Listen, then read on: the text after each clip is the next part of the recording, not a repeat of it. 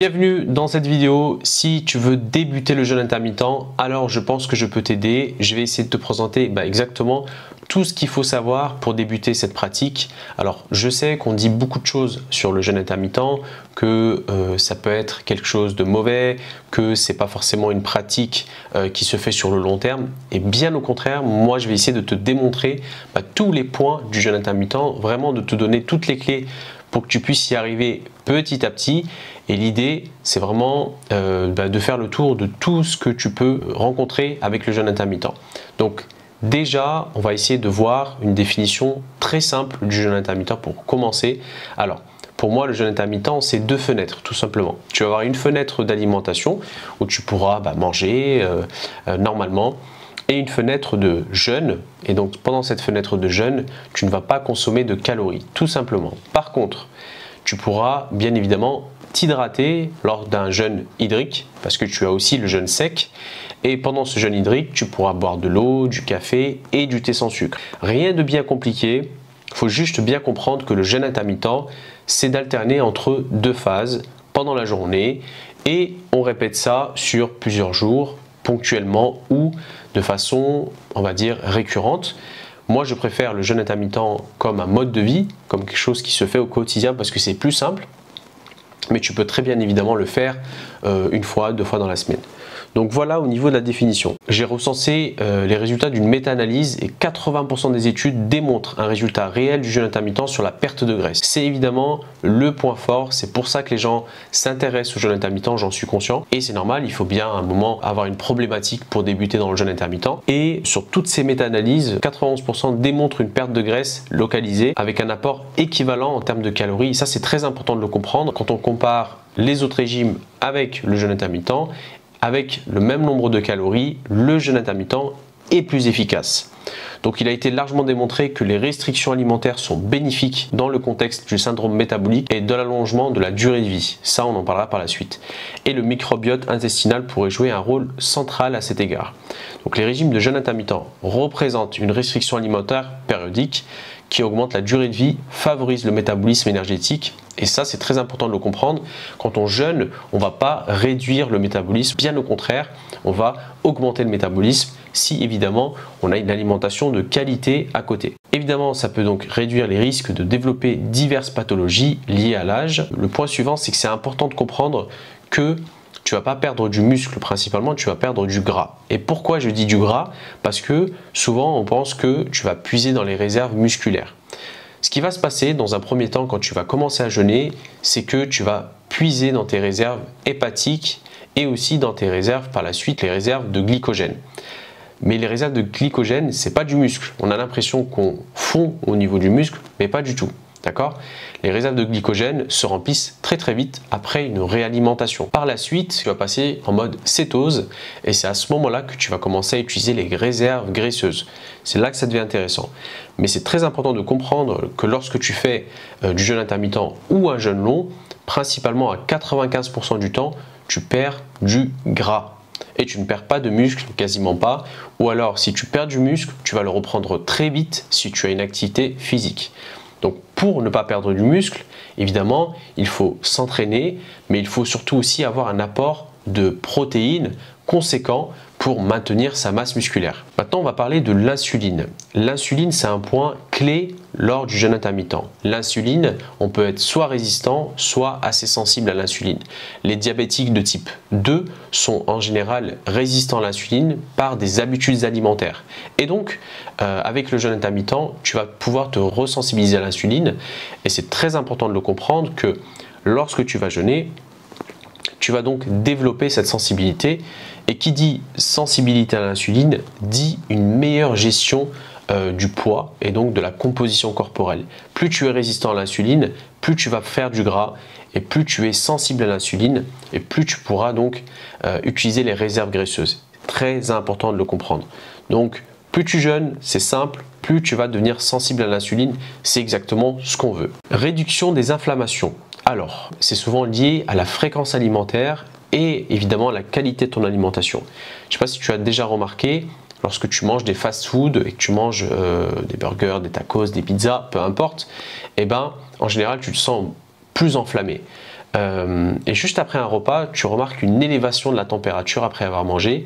Et donc, c'est un marqueur d'inflammation. À chaque repas, le niveau d'inflammation augmente. Pour diminuer les marqueurs d'inflammation, déjà, on a plusieurs solutions. On peut déjà réduire la fréquence alimentaire. Et ensuite, si tu changes la nature de ton alimentation, c'est encore plus efficace parce que à ce moment-là, tu auras le combo des deux. Et donc, il y a une synergie qui se crée entre la réduction de la fréquence alimentaire, mais aussi la qualité de ton alimentation. Lorsque tu vas commencer à produire des cétones, donc lorsque tu vas vraiment switcher et passer sur tes graisses pour t'en servir comme source d'énergie, et ben c'est à ce moment-là que tu vas aussi avoir des marqueurs d'inflammation qui diminuent parce que c'est lié à la cétose. Donc vraiment, si tu combines tout ce que je viens de te dire, tu auras une réduction des inflammations qui est juste incroyable.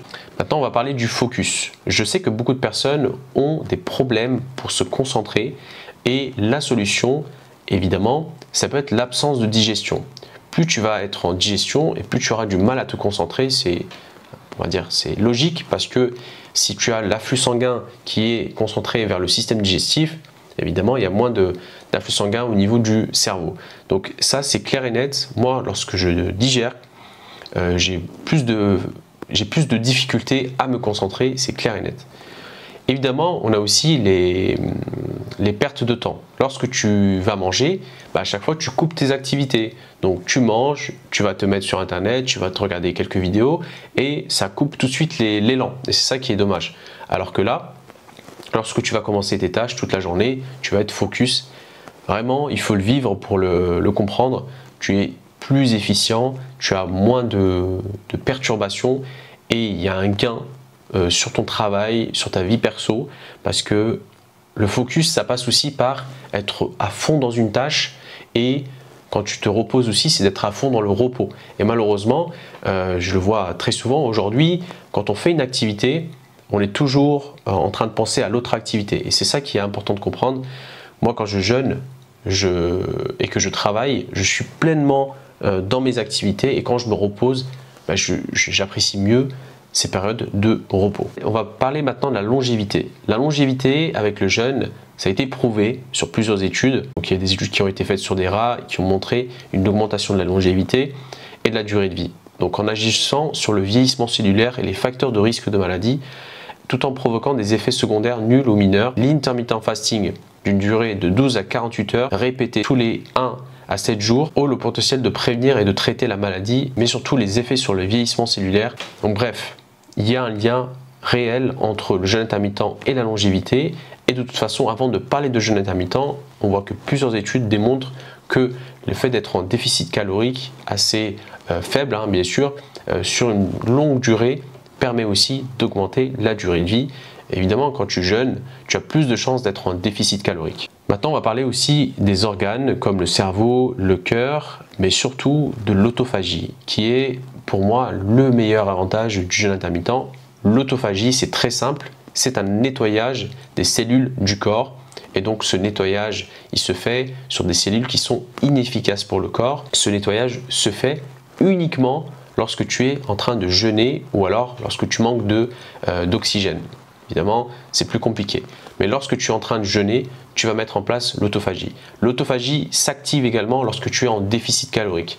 Mais elle est plus accentuée, évidemment, avec le jeûne intermittent parce que on est vraiment sur des faibles périodes où on n'a pas de calories, quasiment pas de calories, évidemment, quand tu jeûnes. L'autophagie, c'est le recyclage du corps. Donc, c'est très important, même de façon ponctuelle, de mettre en place, par exemple, un jeûne de 72 heures s'il y a eu des excès ou alors si vraiment on veut faire attention à sa santé. Donc, évidemment, je te suggère d'aller voir ton médecin et de consulter si tu veux débuter le jeûne. C'est toujours important de consulter, d'avoir un avis extérieur. Cette vidéo n'est juste qu'à titre informatif et c'est très important quand même de consulter ton médecin. Donc revenons aux organes. Certaines études sur des animaux et des études observationnelles chez les hommes ont montré que le jeûne intermittent pourrait avoir des effets bénéfiques sur la santé du cerveau, notamment en améliorant la fonction cognitive et en protégeant contre les maladies neurodégénératives, je vais y arriver, telles que la maladie d'Alzheimer. Je voulais te montrer ce graphique parce que pour moi il est choquant. Tu vois ici le nombre de repas par rapport aux années. En fait, on voit clairement une augmentation de la fréquence alimentaire dans le monde entier la fréquence alimentaire a explosé. Donc on est passé presque à 6 en 2003. Le nombre de repas moyens et donc appris par les adultes est passé de 3 repas par jour en 77-78 à presque 6 sur la période allant de 2003 à 2006. Donc énorme, il y a une explosion de la fréquence alimentaire et en parallèle une explosion des diabètes de type 2. Ici je vais te présenter la pyramide du jeûne. Donc on va dire que plus tu vas monter dans la pyramide, plus ton niveau d'expérience dans le jeûne intermittent va augmenter. Donc la base, évidemment, c'est le jeûne 16-8, donc qui consiste à jeûner pendant 16 heures et avoir une fenêtre d'alimentation de 8 heures. Et donc pendant cette fenêtre d'alimentation, tu pourras donc manger l'intégralité de tes calories pour vivre en bonne santé et ne pas être carencé. C'est très important de comprendre que lorsque tu vas jeûner, il faut améliorer la qualité de ton alimentation et normalement ça doit être une prise de conscience. Donc pour débuter, toujours on essaie de mettre en place le jeûne 16-8 de façon hydrique. Tu peux éventuellement placer les 16 heures quand tu veux. Il y a des personnes qui aiment couper le petit déjeuner et prendre le déjeuner et le dîner, et d'autres, dans le cas contraire, ne mangent pas le soir, prennent un petit déjeuner, un déjeuner et tout simplement commencent le jeûne intermittent. Ensuite, dès que tu es à l'aise avec le jeûne 16-8, c'est-à-dire que, on va dire, tu peux très bien le faire pendant 1 mois ou 2 mois, tu peux mettre en place un jeûne 24 ou un jeûne 23-1. Le jeûne 24 est pour moi une bonne solution si tu veux améliorer ta pratique du jeûne et que tu stagnes peut-être avec un jeûne 16-8 si tu veux perdre du poids. Le jeûne 24, c'est très simple, ça consiste à avoir, de toute façon on l'expliquera par la suite, mais avoir 2 repas. Un petit repas par exemple à 16 heures et un autre repas à 19 heures ou 20 heures. Ensuite on a le jeûne 23-1 qui est encore plus efficace parce que tu augmentes le temps de jeûne et qui dit augmentation du temps de jeûne dit évidemment plus de temps où tu es en cétose et donc tu vas puiser dans les réserves graisseuses. Par la suite, on passe à un autre niveau, on passe sur le jeûne de 48 heures hydrique. Ce jeûne de 48 heures, on va le faire de façon ponctuelle. Et enfin, on parlera du jeûne long. Le jeûne long, c'est des jeûnes de plus de 3 jours et plus, de façon hydrique ou sec. Après, la pratique du jeûne sec en jeûne long est une pratique particulière qui demande quand même beaucoup d'expérience sur le jeûne, donc faire très attention. Cette pyramide, elle est très importante parce que tu ne peux pas commencer tout en haut. Tu ne peux pas commencer par faire des jeûnes de 48 heures, des jeûnes longs.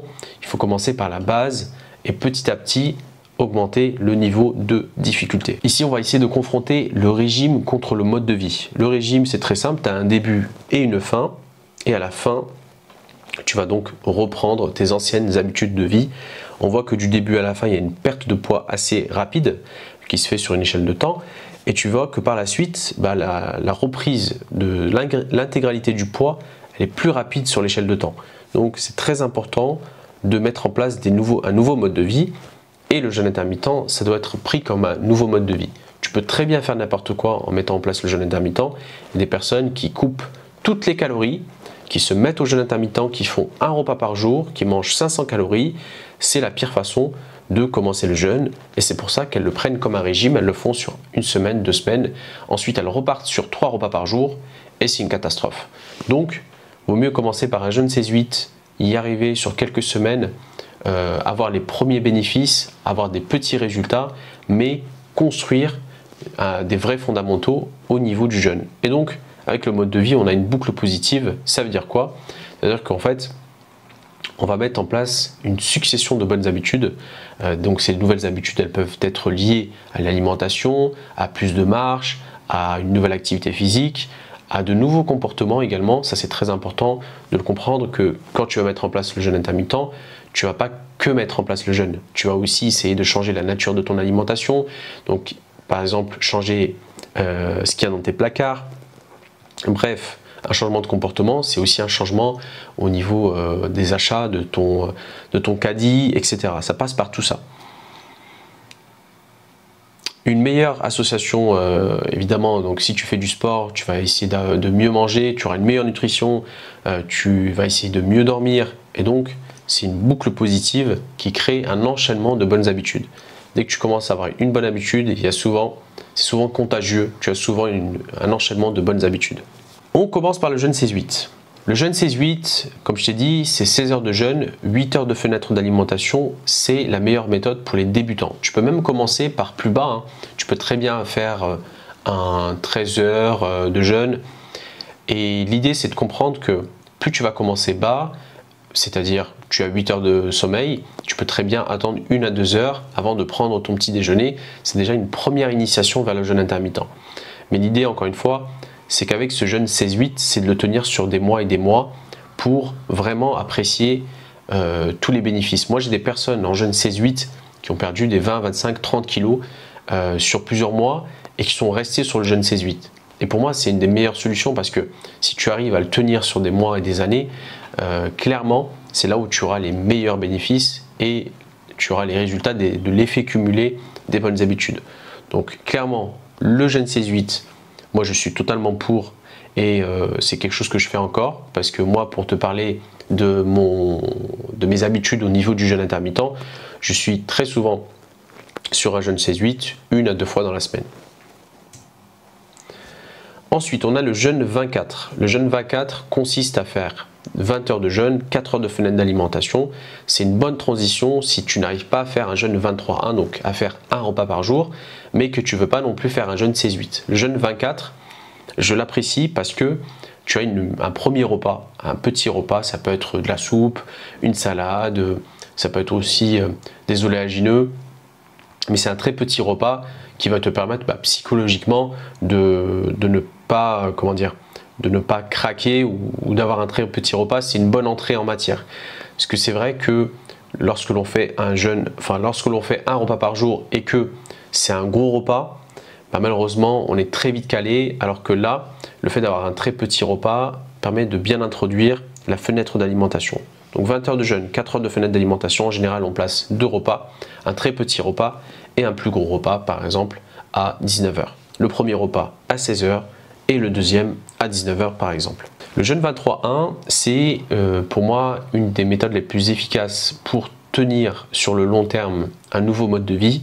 Évidemment, il va te demander plus de discipline parce que le jeûne 23-1 demande quand même une certaine rigueur et je sais que c'est pas forcément adapté pour tout le monde. Pourquoi?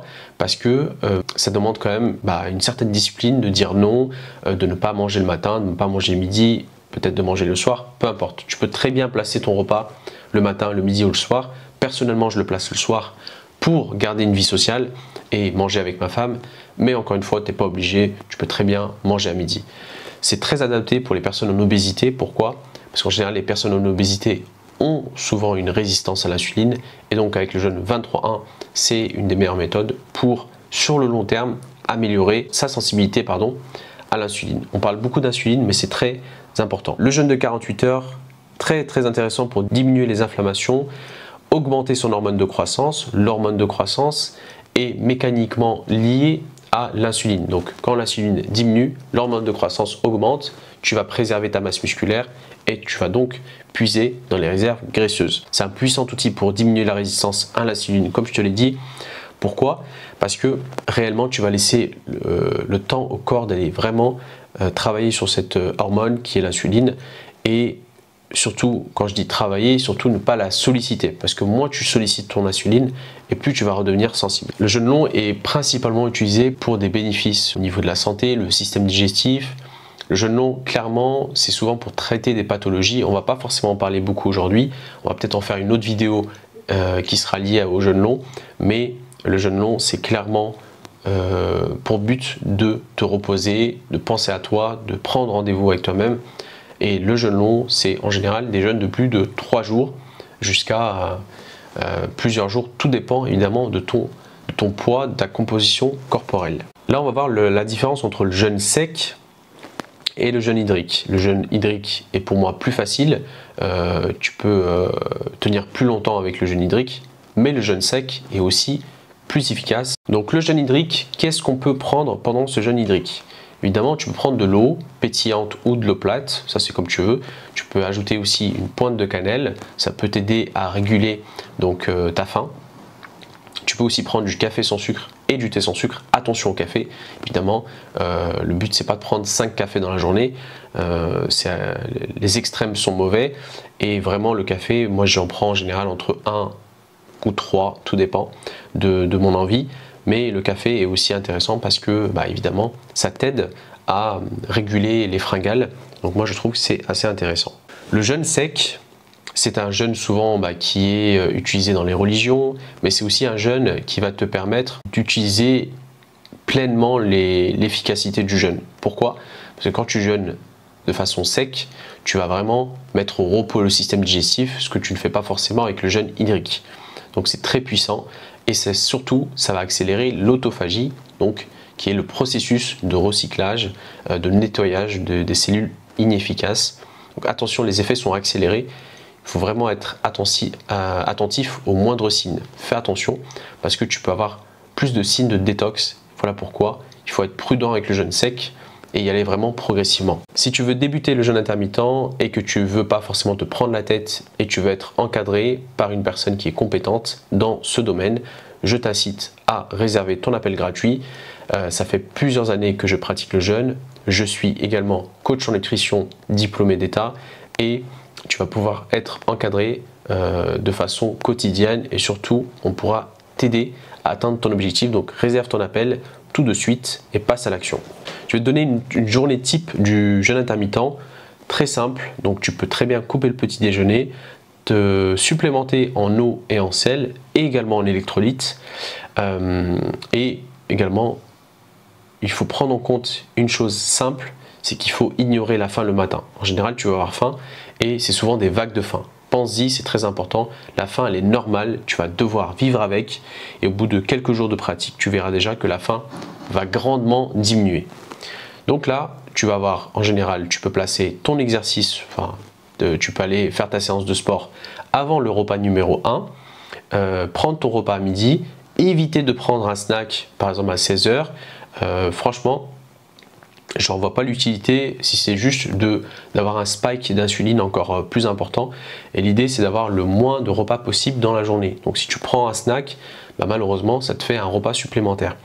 Et à 18 h, tu peux prendre ton repas numéro 2 et ensuite tu vas pouvoir commencer ton jeûne intermittent. Voilà une journée type.